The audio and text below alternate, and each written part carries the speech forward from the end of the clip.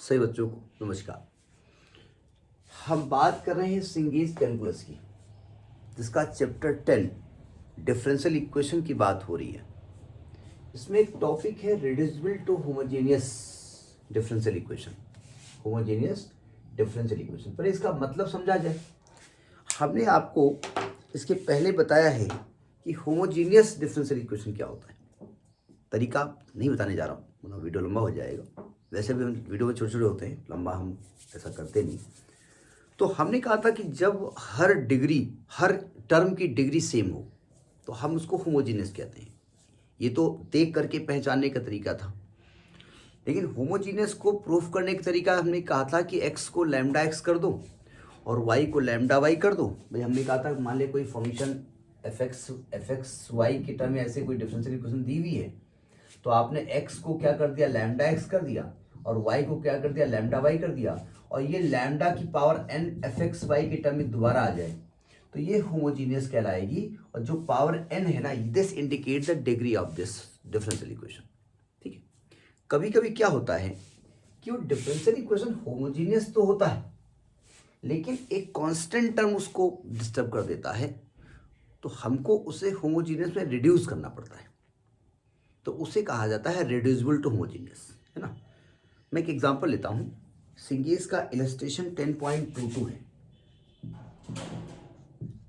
देखो यहां पर लिख करके नहीं आएगा कि ये किस मेथड्स का है। हो सकता है आपसे कह दें कि prove that it is homogeneous, तो एक अलग बात है। Otherwise you have to see and you have to recognize कि which type of differential equation is it. ठीक है।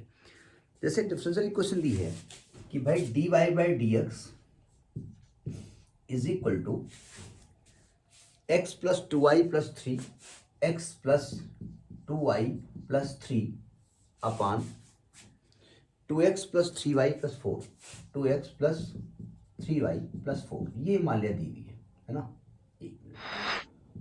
3y। तो ये होमोजीनियस है कि नहीं है, ये तो हमको नहीं मालूम। हमने देखा देखो वेरिएबल आर सेपरेबल तो हो नहीं रहा है, यानी x का टर्म dx के साथ नहीं जाएगा मतलब नहीं जाएगा।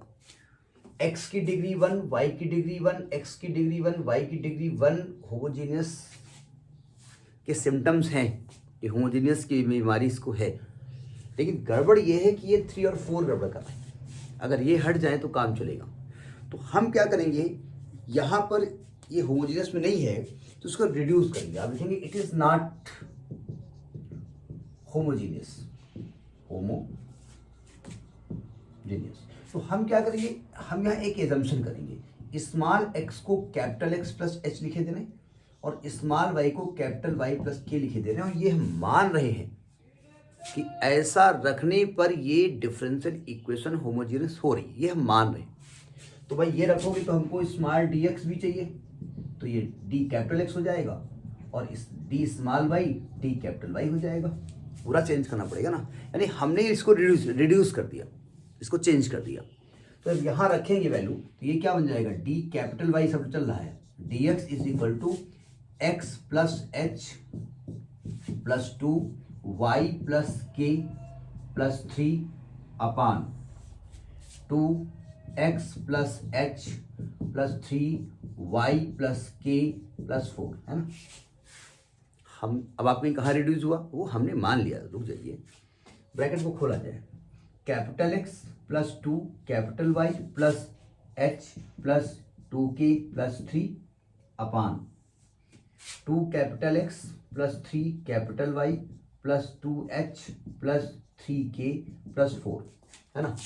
अब देखो ध्यान से, यहाँ भी अब जो आपका स्मॉल XY था ना, वो कैपिटल XY में चेंज हो गया। अब यहाँ भी कैपिटल X की डिग्री 1, Y की डिग्री 1, X की डिग्री 1, Y की डिग्री 1, फिर वो गड़बड़ सड़बड़ा गया। तो हम H और K की वैल्यू ऐसी डिजाइन करेंगे ये टर्म 0 हो जाए, ये हट ही जाए। ठीक है। तो आप लिखेंगे we choose the values of H and K such that H plus 2K plus 3 0 हो जाए और 2H प्लस 3K प्लस 4 0 हो जाए। ये इसका डिजाइन ही हम ऐसा करने जा रहे हैं। यही आपका रिड्यूसिबल हो गया, ठीक है। अब आप इसको 0 कर दोगे तो ऑलरेडी x प्लस 2y और 2x प्लस 3y तो आने वाला है, लेकिन एच के निकालना पड़ेगा ना। तो ये तो इक्वेशन नंबर 1 है, ये इक्वेशन नंबर 2 है, ये इक्वेशन नंबर 3, इन्हें सॉल्व करिए और एच और के की वैल्यू निकालिए। सॉल्व करने का तरीका साइमल्टेनियस होता है, उसे हम सॉल्व करने नहीं जा रहे हैं। हम वैसे तो बुक से रख सकते हैं वैल्यू एच के की क्या आई है और फिर निकाल लेते हैं। देखो यहाँ h का कोफिशिएंट 1 है, इसको 2 से मल्टीप्लाई करो, इसके नीचे लिख दो, तो क्या आएगा 2h प्लस 4k प्लस 6 बराबर 0।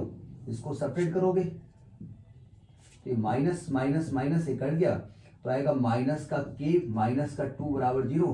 k का मान आ गया माइनस का 2, k निकल आया माइनस का 2, चेक कर लेते हैं जरा। अरे वाह, और k का मान -2 यहाँ रख दो, तो h माइनस 4 प्लस 3 बराबर 0, h का मान आ गया 1, यानी h का मान आ गया 1 और k का मान आ गया -2। ये फिलहाल मेरे पास आ गया है ना। और ये डिफरेंशियल इक्वेशन क्या बन गई? डिफरेंशियल इक्वेशन आपकी जो बनी, इक्वेशन 1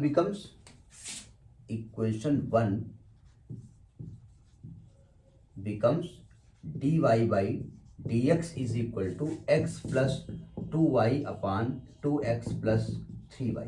कैपिटल है, ध्यान रखिएगा। लास्ट में आप कैपिटल को स्मॉल में चेंज कर देंगे, ऐसा नहीं कि यही आंसर आपका आ जाएगा, क्योंकि वो आपने केवल रिड्यूस करने के लिए उसका इस्तेमाल किया था, है ना। अब it is a homogeneous differential equation. आप लिखेंगे it is homogeneous differential equation. ये होमोजीनियस हो गया।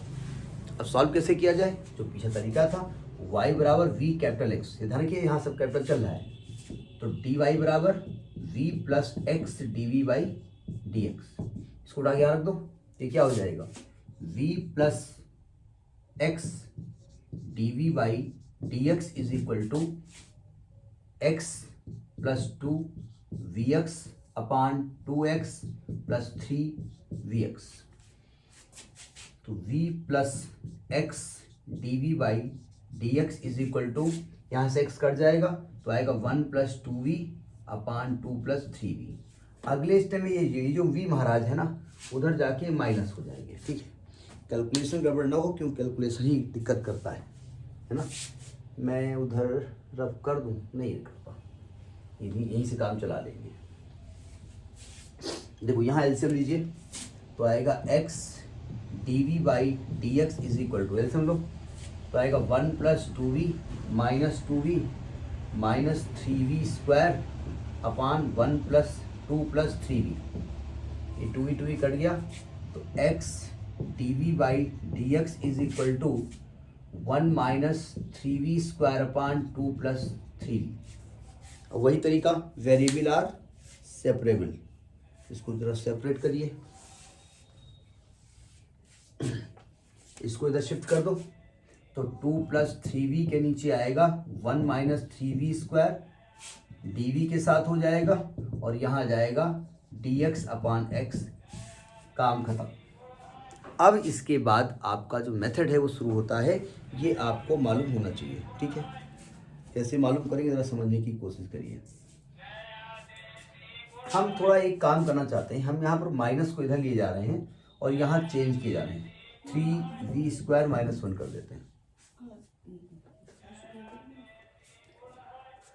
अब देखो इसको अलग अलग कर दो, 2 के नीचे इसको अलग कर दो, 3v स्क्वायर माइनस 1 डी, और प्लस 3v के नीचे इसको अलग कर दो, 3v square minus 1 dv is equal to minus dx upon x।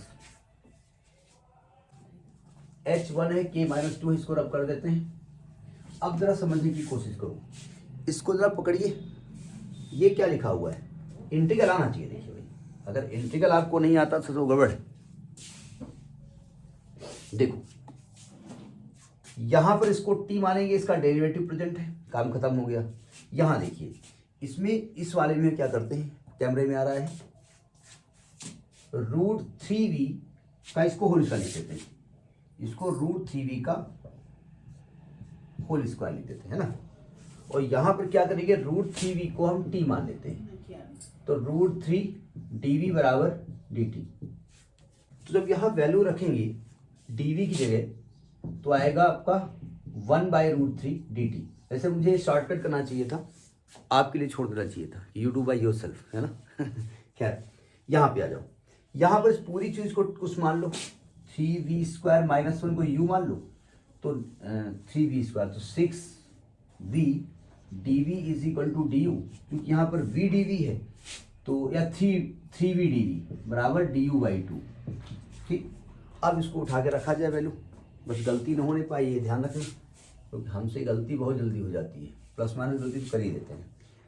देखो जब यहाँ पर हम रखेंगे तो हमको dv निकालना था, तो ये आएगा 2/√3 dt अपॉन t² माइनस 1, और प्लस यहाँ जब रखेंगे आप तो यहाँ क्या आएगा 1/2 du upon u is equal to, यहाँ भी इंटीग्रल है, माइनस dx अपॉन x, इतना हमने लिख दिया है ना।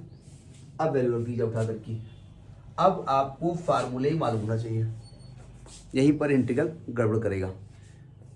2/√3 ये क्या आएगा 1/x² माइनस a², 1/2a यानी 1/2 log t minus 1 upon t plus 1 का मॉड तो है ये अंडरस्टूड है, plus 1/2 log u is equal to minus log x। तो c को भी भाई अकेला का है छोड़ोगे, इसको भी log c कर दो, ठीक है। ये 2 से 2 कट गया, तो आ गया 1/√3 log t की वैल्यू क्या है ले, हाँ √3v, तो √3v minus 1 upon √3v plus 1 plus 1/2 log u की वैल्यू क्या है 3v² minus 1 is equal to minus log x plus log c, है ना। देखिए यहाँ तक मामला ठीक है, ठीक ही होगा, पता नहीं हम क्या कर रहे हैं, हमको खुद नहीं मालूम। देखो अब v का मान रख दिया जाए, v का मान क्या रखेंगे, y बराबर vx था ना, तो v की वैल्यू y अपान x हो जाएगी, ठीक है। तो v का मान y अपान x कर दो, तो आ गया 1/√3 log √3 y अपान x माइनस 1 अपान √3 y अपान x प्लस 1, मॉड है ये ध्यान रखिएगा, प्लस 1/2 log 3v² यानी कि y² upon x² minus 1 is equal to minus log x plus c। अब कहीं गलती ना हो, बस इसकी हम दुआ करिए आप, क्योंकि गलती होने के चांसेस बार बार हम कहते हैं हमसे हो जाता है। तो यहाँ जब एलसीएम लेंगे तो आएगा 1/√3 log, यहाँ जब एलसीएम लेंगे तो आएगा √3y minus x upon √3y plus x, ये सब कैपिटल चल रहा है, प्लस 1/2 आएगा 3y² log 3y² minus x² अपान x², अब माइनस log x को इधर ही ले आओ, plus log x is equal to log c। यहां तक बात समझ में आ गई।